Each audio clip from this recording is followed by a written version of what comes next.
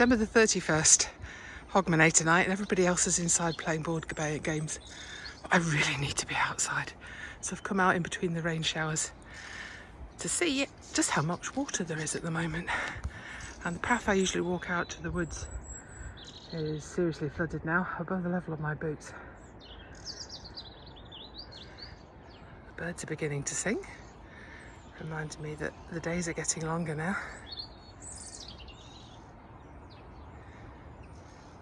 I'm hoping the sound's going to be alright because I didn't bring my microphone out with me. Looking up at the hills, there's been so much rain that every little gully has a waterfall. You can see on the left there. And as I swing it around,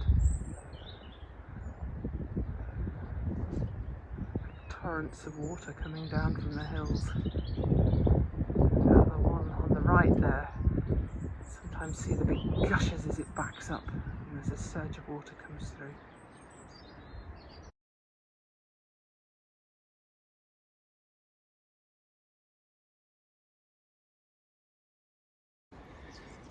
Haven't got any further with clearing this block paving, except that I have bought myself a pressure hose. That might help, but it's just been so wet I don't really want to add any more water to the mix. It's the time of year when everything's just collapsed in a soggy, nasty heap, but if you look close enough, there are the signs of spring coming. There are leaf buds coming on the roses, and there's still leaf on the strawberry plants, even though we've had some quite hard frosts. And there are daffodil and iris spikes coming through. Still plenty of life. More daffodils at the back there.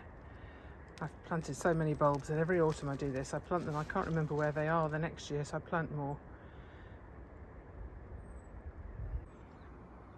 I had several big deliveries of bulbs come in December, so everywhere where there's a stick stuck in the ground, there's another pile of bulbs.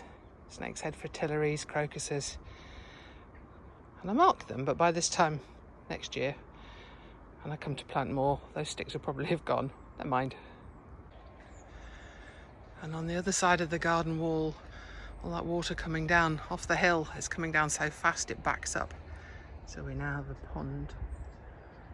Sometimes the herons come down. They're not here today, but I've stood on this spot and watched them fishing. The kale's still keeping us in greens over the winter. And in the corner you can see the where the water's come through, flooded this little bit down by the compost heap. Not serious. People have had much worse this year. My little pond is full. Starting to rain again. I've left these beds and not cleared them out over the autumn because they're providing so much cover for all the small animals and the insects. At the back, there's some bright green there. That's the sorrel, is still producing leaves, so I could have a salad from that.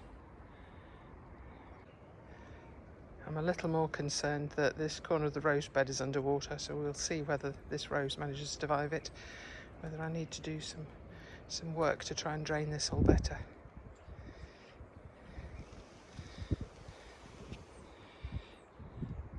I planted wallflowers just over a year ago, and they didn't bloom at all, so I left them in, and they're doing really well, so I suspect that they will bloom this year.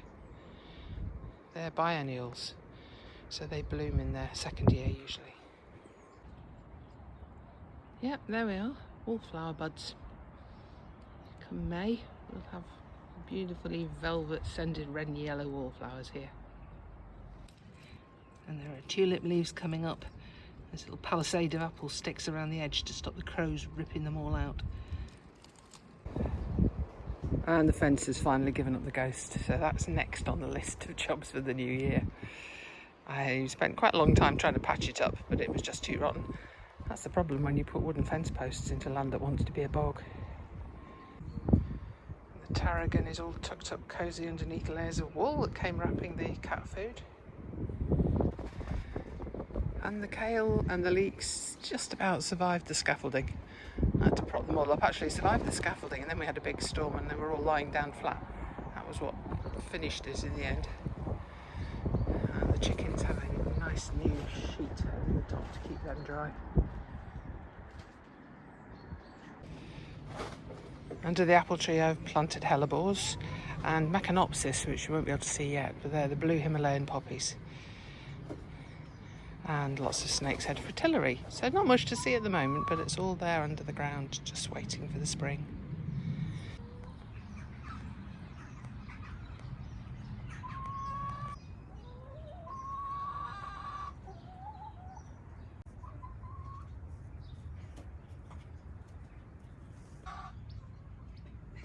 Something interesting in the geraniums. Don't think that's supposed to be there. Bit of scaffolding. But geranium's still in leaf.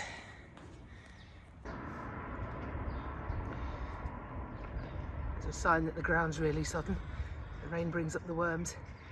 Oh, that's a brave worm because there's a really aggressive robin lives near here. Yeah, I think it needs to get down under the ground quick. There's the first of the grape hyacinths, a pale blue one, actually in blue. Dandelion and bluebells, which are really invasive in this garden. I have to pull out arms full of them every year just to keep them under control. A beautiful splash of green at this time of year. And there's the waterfall again.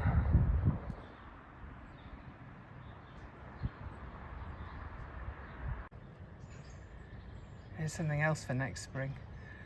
I bought one geranium, which of course is too cold outside for. So I took lots of cuttings that are sitting in the windowsills, just waiting for the warm weather, and then they can all go out.